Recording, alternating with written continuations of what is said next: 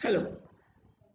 In this video, we will discuss about convergence of sequences in complex analysis. Let us recollect what we meant by complex number.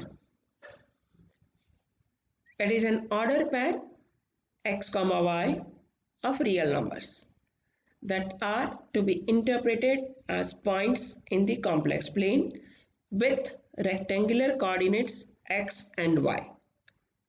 Here x-axis will be labeled as real axis and y-axis will be labeled as imaginary axis.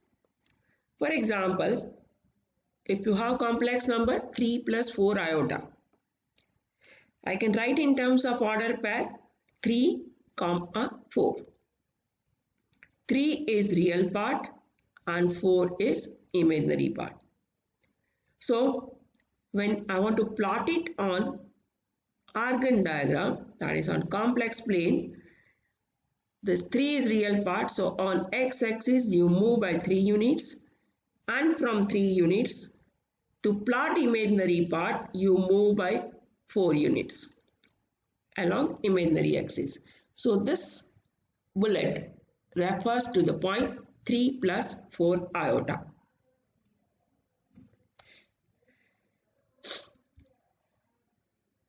Now let us see what is sequence of complex numbers. A sequence of complex numbers denoted by curly bracket Zn, n runs from 1 to k, is a function such that f from n to c. That is, it is a function whose domain is set of natural numbers between 1 to k and whose range is a subset of complex numbers. Okay. If k is equal to infinity, then the sequence Zn is called infinite sequence and is denoted by curly bracket Zn from 1 to infinity, or f of n, or simply curly bracket Zn. So if you want to have a finite sequence of complex numbers, just say how many terms you want as a superscript. And if you don't write anything, that is considered to be infinite sequence. For example, consider the set of numbers, say iota, iota square, iota cube, up to iota raised to 100. I am saying up to iota raised to 100. That means iota raised to 100 is the last term.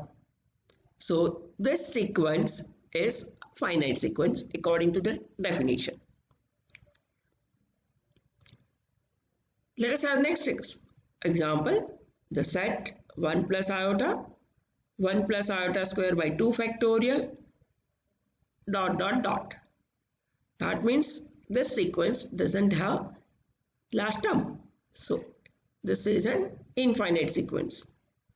Whether you have a finite sequence or infinite sequence, you can always represent sequence by nth term.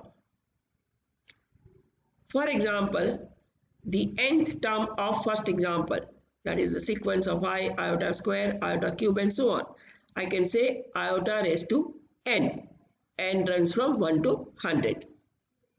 And for the second sequence, which is infinite sequence, I can have general term un equal to 1 plus iota raised to n upon n factorial, n equal to 1, 2, 3 and so on. Okay, now let us know what subsequence means. A subsequence of a given sequence Zn is enumeration Zn1, Zn2 up to Znk, where this n1, n2, nk is a set of positive integers. Not only positive integers, it should also satisfy the order, that is n1 should be less than n2, less than nk and so on. But this suggests me that to define a subsequence of a given sequence, nk, k belonging to n, is strictly increasing sequence of positive integers. Now let us define what is limit of a sequence. An infinite sequence z1, z2, z3 and so on of complex numbers has a limit z if for each positive number epsilon there exists a positive integer n0 such that absolute value, no, it should be modulus because you are with complex valued sequence. So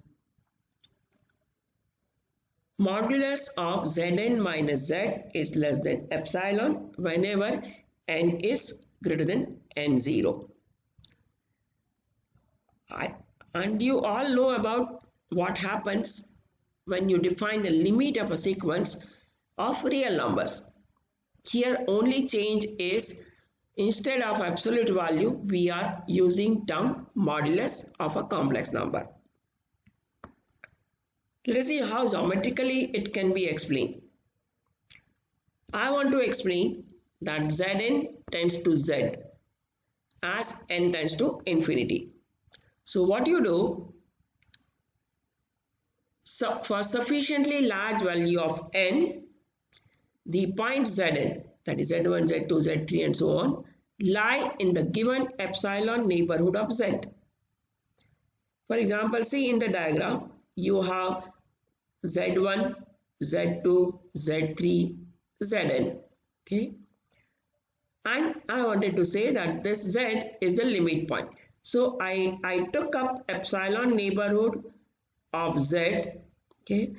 And that is what it says, that absolute modulus of Zn minus Z is less than epsilon. Then we say that Z is limit point of sequence Zn. Now some of the results on the limit of the sequence. Be careful, here we are working with the complex sequences.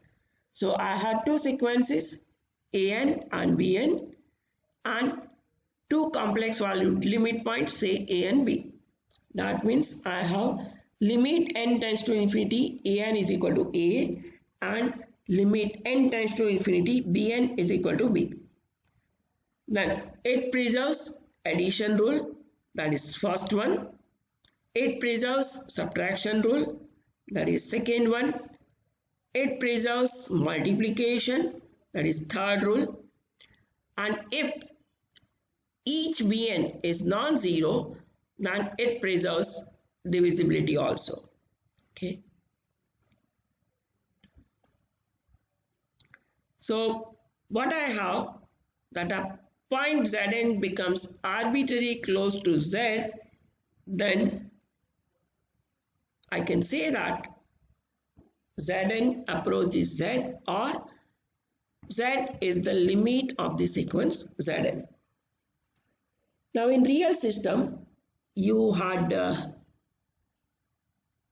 proved this result that if limit of a sequence exists, it should be unique.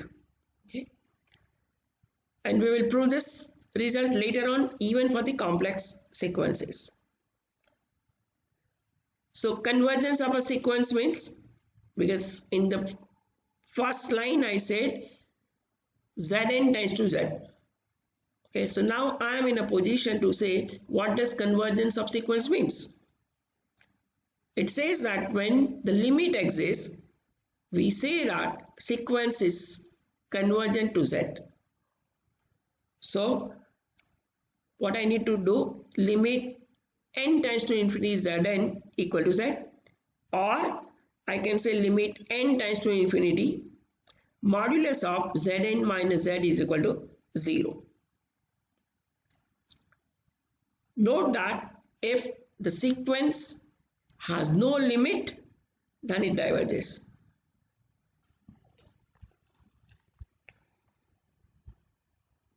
Suppose Zn is a sequence and Z is a fixed complex number. Then one can say that sequence Zn does not convert to Z if and only if there exists a positive number epsilon 0 and a subsequence Zn k belonging to n such that modulus of Zn k minus Z is greater than or equal to epsilon 0 for every positive integer k. So you have a criteria for explaining what does sequence convergence means and when you say that sequence is not convergent, or I can say sequence is divergent. Then the next part says about the boundedness of the sequence. A sequence Zn of complex numbers is said to be bounded if there exists a positive number m such that modulus of Zn is less than or equal to m for every positive integer n. For example, the sequence iota raised to n belonging to n is bounded because here the modulus of iota raised to n is always 1. Modulus is square of real part and addition of square of real part and imaginary part. Here in iota raised to n, I have only imaginary part and its magnitude is 1. Whereas the sequence 1 plus n iota n belonging to n is unbounded because what is modulus of nth term? It is 1 plus n square root, and when you increase n, this will go on increasing. So I can say that the sequence 1 plus n iota n belonging to n is unbounded. Now we proved that iota raised to n belonging to n is bounded. Question comes, will it be convergent? We'll give response in the next slide. Before going to give the response of the previous question, let us have a result that if Zn is equal to xn plus iota yn and Z is equal to x plus iota y, then limit n tends to infinity Zn is equal to Z if and only if limit n tends to infinity xn is equal to x and limit n tends to infinity yn is equal to y. So what I can say that Zn tends to Z if and only if xn tends to x and yn tends to y. Let us assume that 2 holds. That means xn converges to x and yn converges to y. That means there exists for each positive number epsilon positive integers n1 and n2 such that now you are with xn and x are real numbers. So absolute value of xn minus x is less than epsilon by 2 whenever n is greater than n1, and yn minus y absolute value is less than epsilon by 2 whenever n is greater than n2. And now let us consider n0, which is maximum of 2 integers n1 and n2. So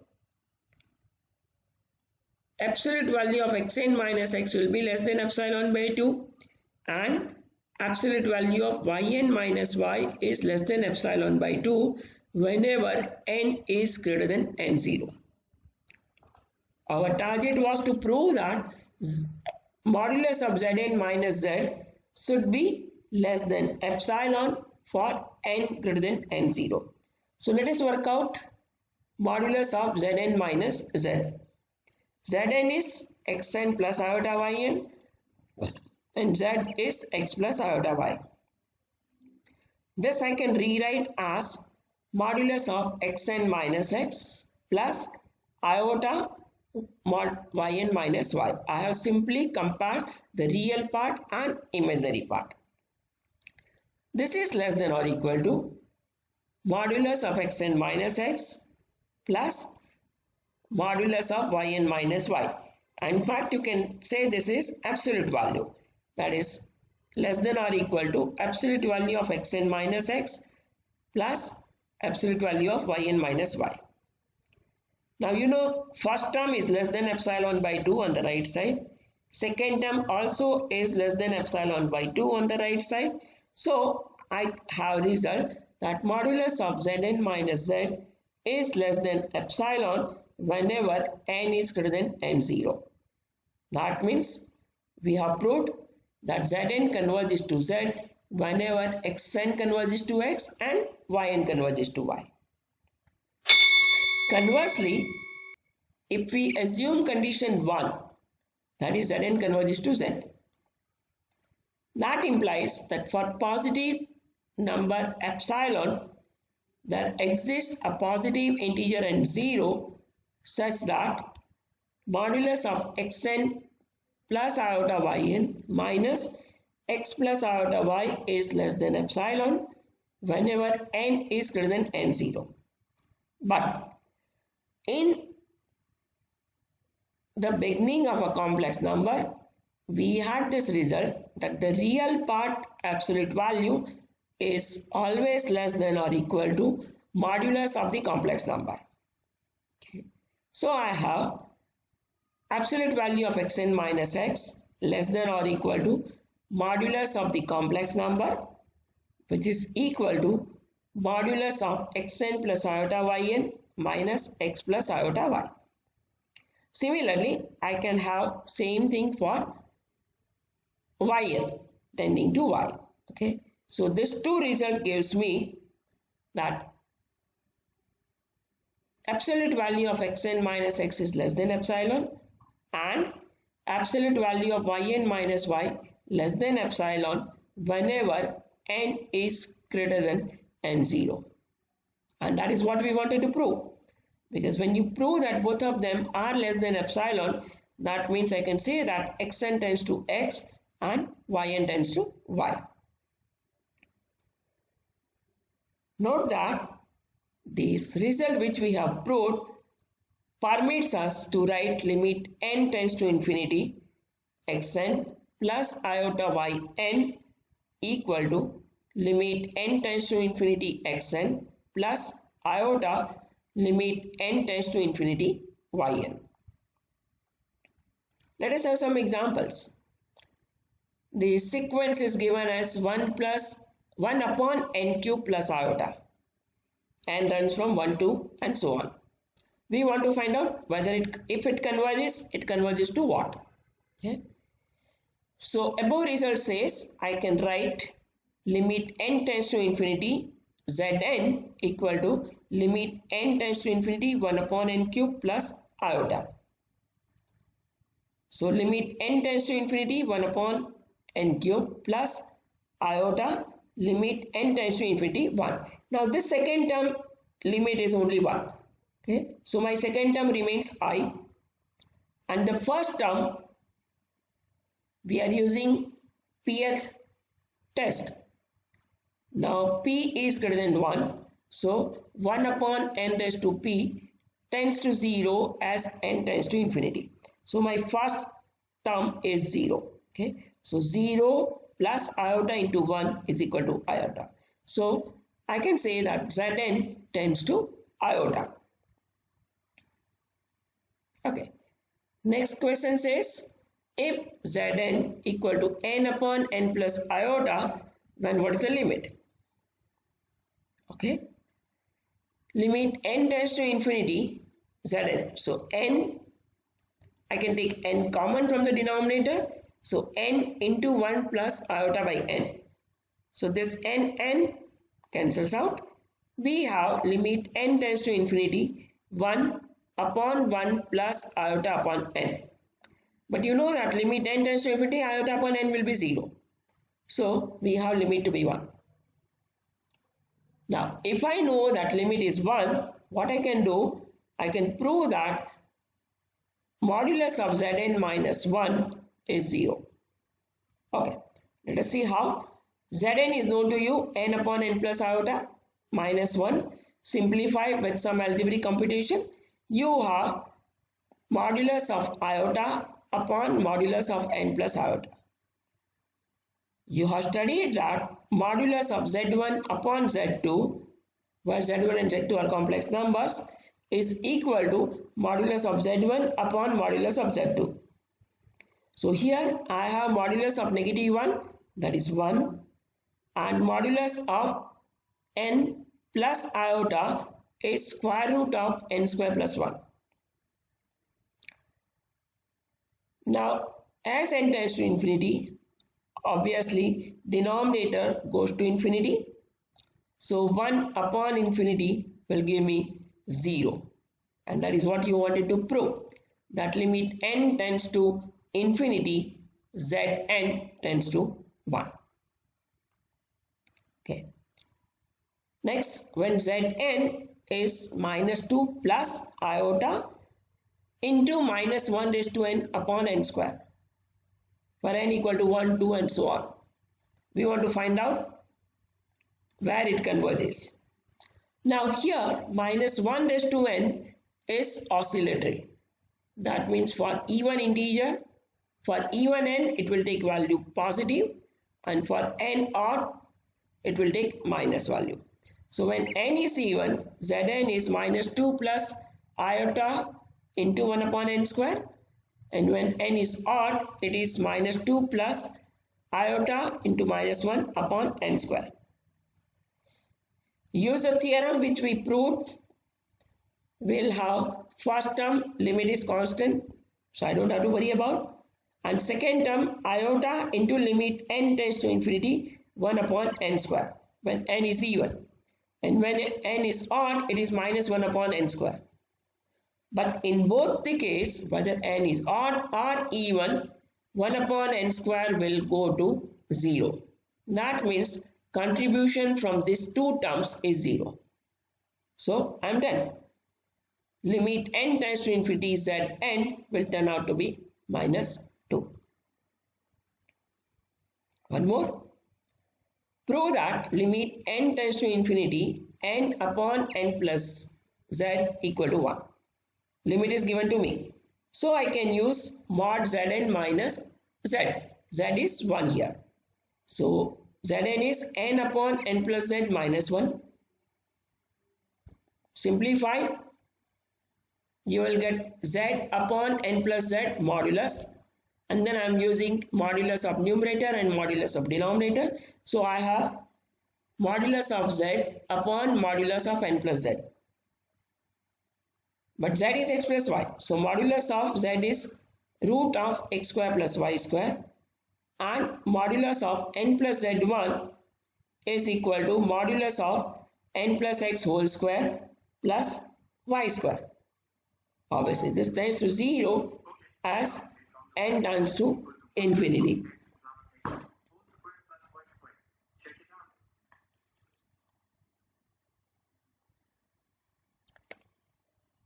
Bounded sequence of complex numbers. Suppose you have Zn sequence of complex numbers and it is convergent. Then this theorem says sequence Zn is bounded. That means each Zn is bounded by some constant, non-negative constant m. Let us prove this. You are given that a sequence Zn converges to Z. So for simplicity, we choose epsilon equal to 1. Obviously, it satisfies the condition of positive number. There exists an n belonging to n such that for n greater than or equal to n, we have modulus of z n minus z less than epsilon. Epsilon is 1 here. Now, what I wanted to prove that mod Zn is bounded. Okay? That is, it is less than or equal to some constant, positive constant. So what I'm doing, I'm starting with modulus of Zn. I am adding and subtracting complex number Z, and then using triangular inequality, so I can have modulus of Zn minus Z plus modulus of Z. But modulus of Zn minus Z is already less than 1 from this step, plus modulus of Z for n greater than n. So if I choose M to be maximum of, because there are n infinite sequences, so what I can say that if you choose M to be maximum of modulus of Z1 and so on modulus of Zn, comma 1 plus modulus of Z. So I'm done. We find that modulus of Zn is less than or equal to M for every positive integer n, and that is what is criteria for proving that sequence is bounded. So I have sequence Zn to be bounded. Now I have two concepts. One is boundedness and second one is convergence. Let us see whether they have a relation or not. So it says that every convergent sequence of complex number is bounded. Okay, so as soon as you prove that sequence is convergent, you can immediately say that sequence is bounded. But the converse is not true in general. That is, there exists bounded sequence of complex numbers that do not converge. Best example, it is here. Iota, negative iota, iota, negative iota, and so on. Now, this sequence can be partitioned into two subsequences, one with iota, iota, iota, and second one with negative iota. Both of them are converging to different limits. Okay, so we say it does not converge. But if I find modulus of iota or minus iota, it is 1. So it is bounded but not a convergent sequence. Thank you.